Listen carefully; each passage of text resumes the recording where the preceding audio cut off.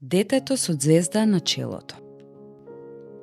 Еднаш, многу одамна, шетајќи по царството, царскиот син сретнал 3 сестри.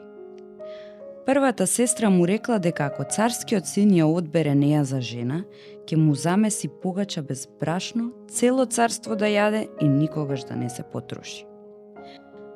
Втората сестра му рекла дека ако ја одбере неа за жена, ќе искае платно цело царство да го облече и пак да остане од него.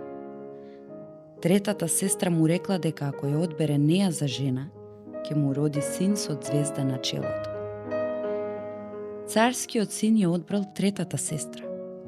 Двете љубоморни сестри смислиле многу лош план. Кога се родило детето со ѕвезда на челото, го селе и го однеле во блиската шума.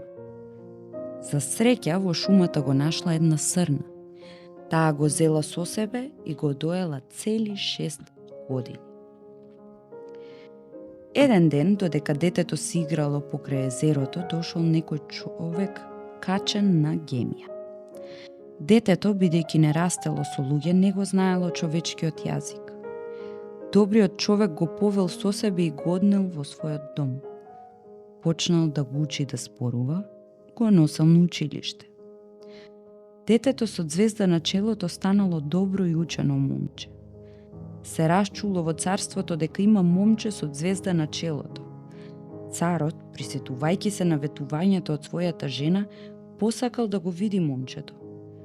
Кога дошло момчето, царот го прашал: "Кои се твоите родители?"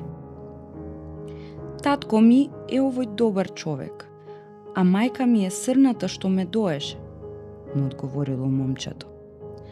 Тогаш царот го однел момчето во темната соба каде што била неговата вистинска мајка. Таа веднаш го препознала.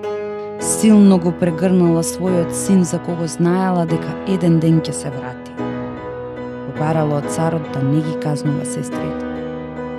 Нивната најголема казна ќе биде срамот што ќе го носат до крајот на животот, му рекла таа. Доколку сакате да ја прочитате оваа книга, можете да ја набавите во Детска радост.